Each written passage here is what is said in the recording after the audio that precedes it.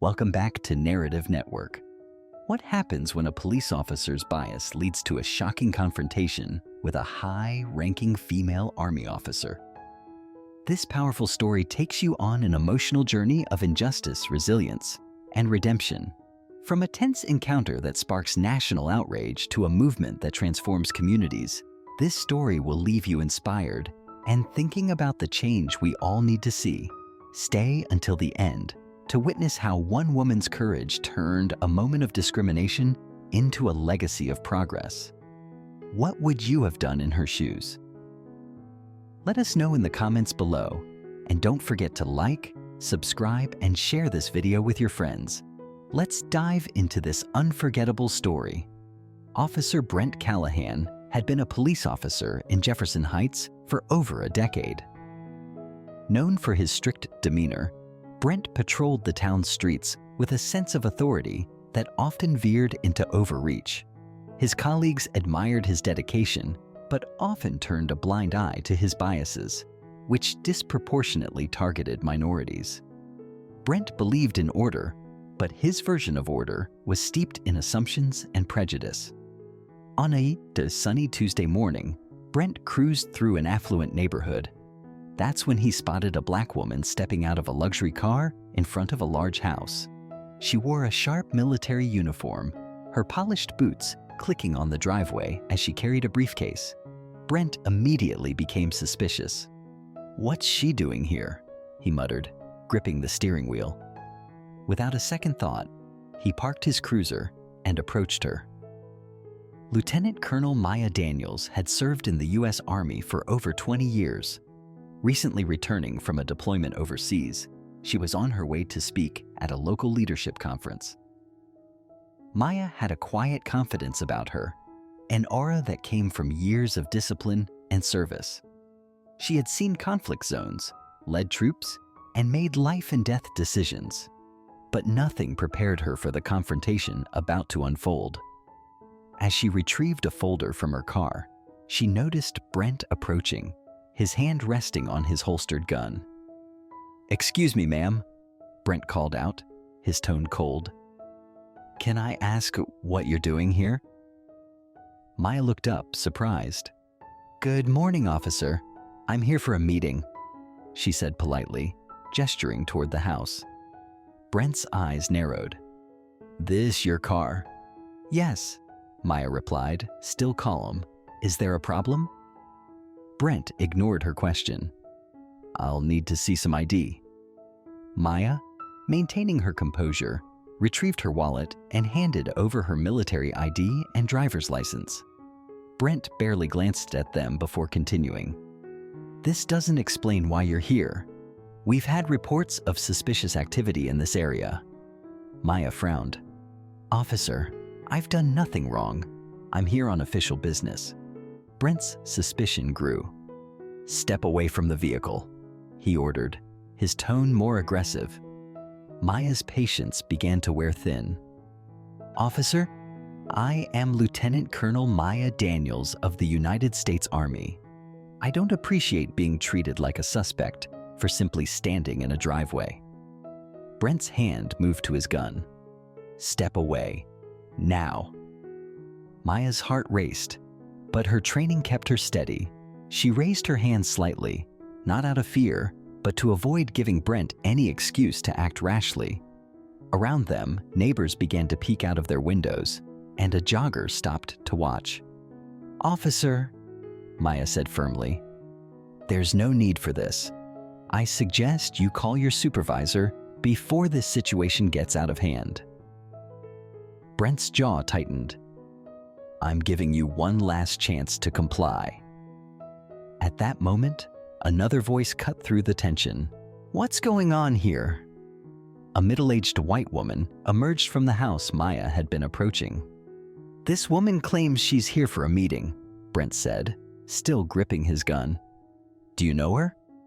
The woman, visibly shocked, replied, "Yes, of course. She's my guest. Lieutenant Colonel Daniels is here to speak at the leadership summit. What on earth are you doing?"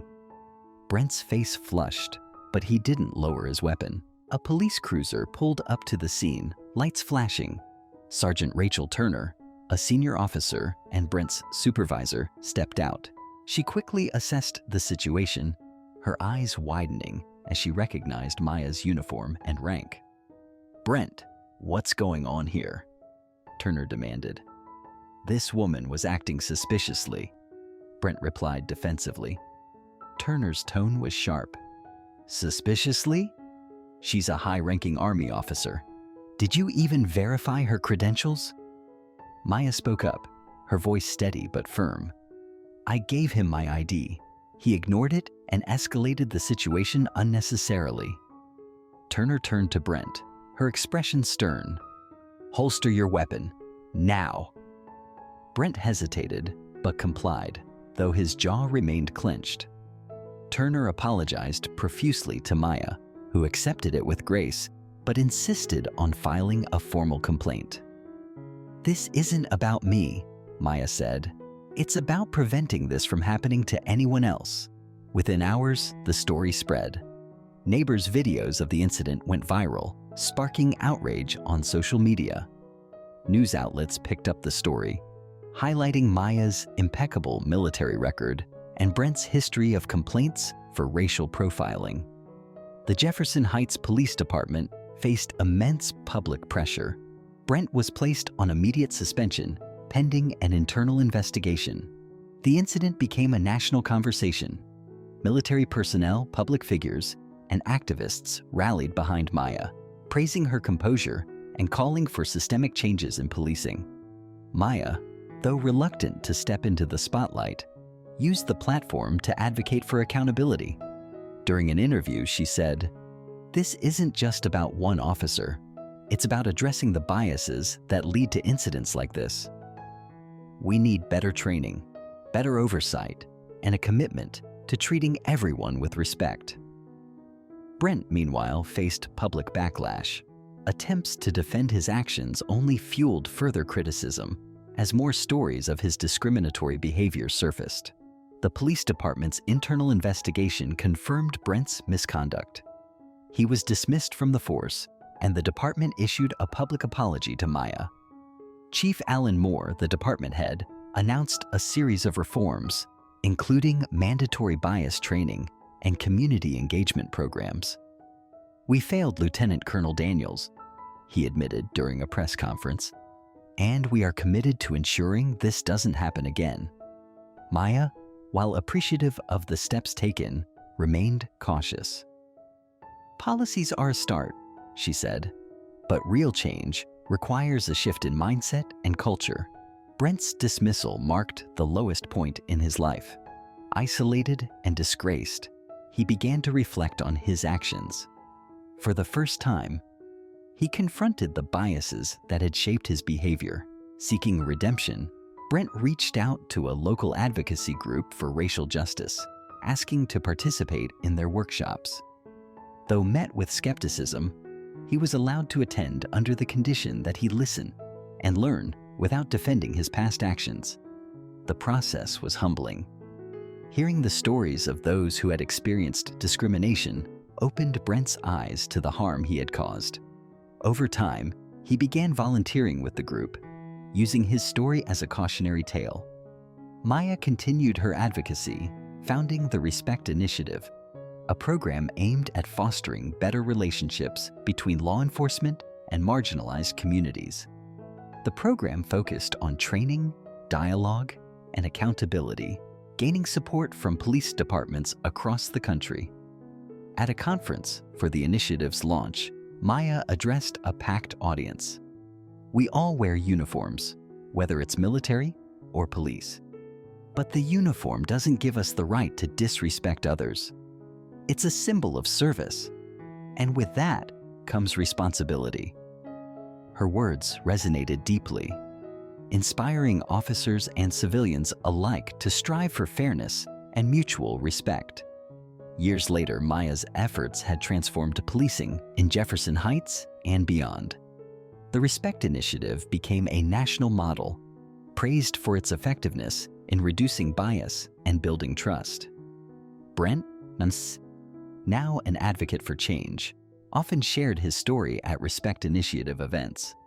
Though he could never undo the harm he caused, he hoped his experiences would prevent others from making the same mistakes. At one event, Brent approached Maya. "Thank you," he said quietly, "for turning a moment of conflict into an opportunity for change." Maya nodded. "Change is a team effort," she replied. "It's never too late to do the right thing." The Respect Initiative expanded its reach to other states, sparking a wave of change across law enforcement agencies and communities. Its principles of accountability, empathy, and respect resonated widely, leading to reforms in police training, hiring practices, and community engagement.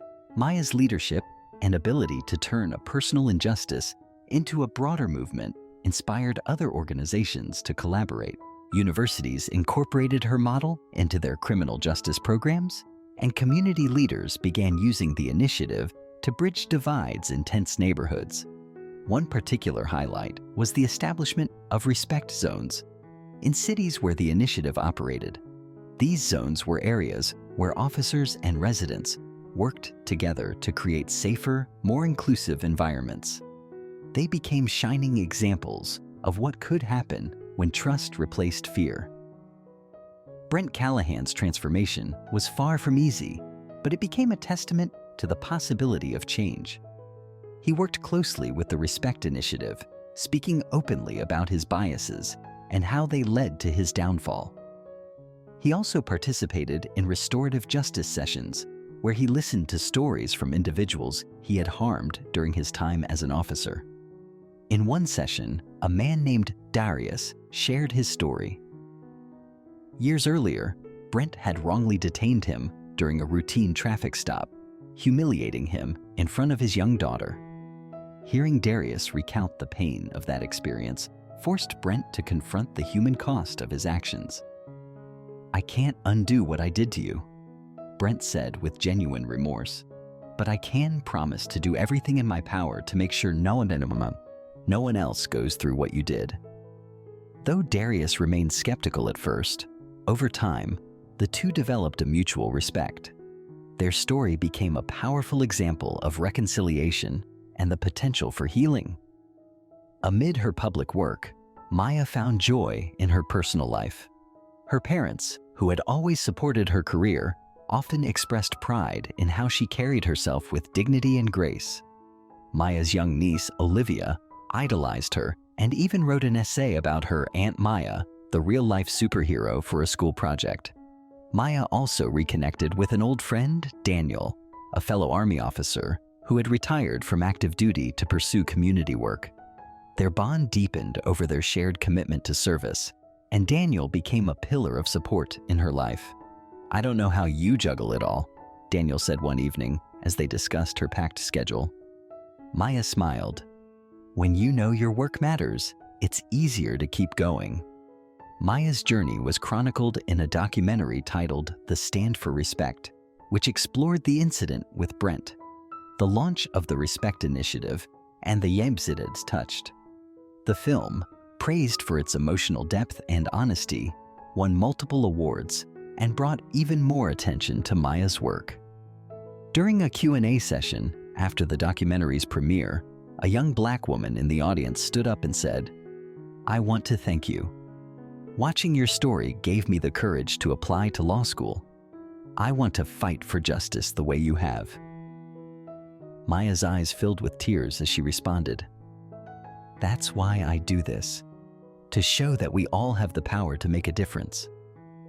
The success of the Respect Initiative caught the attention of international organizations, leading to its adoption in countries facing similar challenges with law enforcement and marginalized communities. Maya traveled to places like South Africa, Brazil, and the United Kingdom, sharing her insights and learning from others. In one memorable visit to South Africa, she stood at the Apartheid Museum and reflected on the global nature of injustice. "Our struggles may look different," she said during a speech, "but the fight for dignity and respect is universal." Years later, Maya retired from public life, handing over leadership of the Respect Initiative to a new generation. She wrote a memoir, Beyond the Uniform, which became a bestseller and was included in educational curriculums worldwide. In her memoir, Maya reflected on the incident that started it all. "That moment could have defined me as a victim of injustice," she wrote. "Instead, I chose to use it as a catalyst for change. Respect is a right, not a privilege, and it's a standard we must demand from ourselves and each other." The Maya Daniels Leadership Center became a hub of innovation and education, training the next generation of leaders in law enforcement, military, and community advocacy.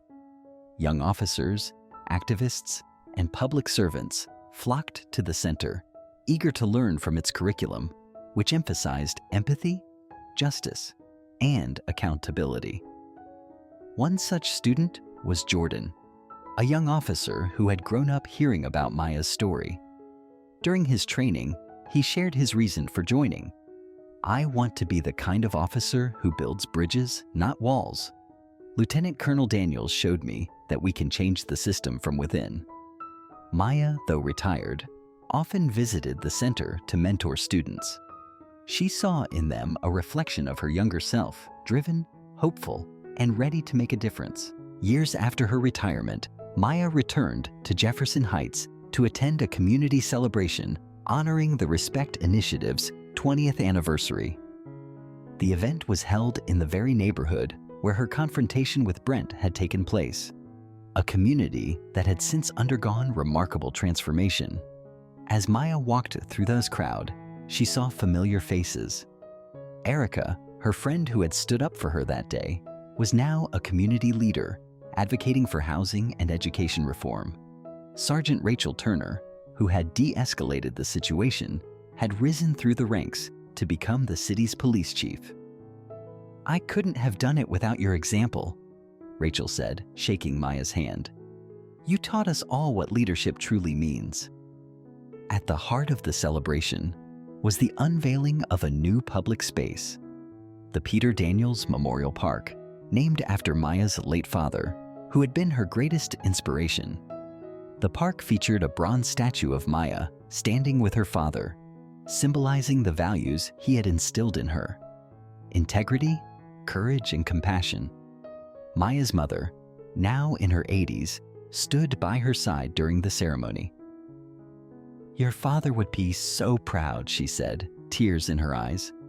Maya nodded, her own eyes misty. "Everything I've done to honor him." In her later years, Maya embraced a quieter life, spending time with her family and reflecting on the path that had brought her there. Though she no longer worked in the public eye, her impact continued to ripple through the lives she had touched. Jordan, now a senior officer, reached out to Maya with updates about the Respect Initiative's progress.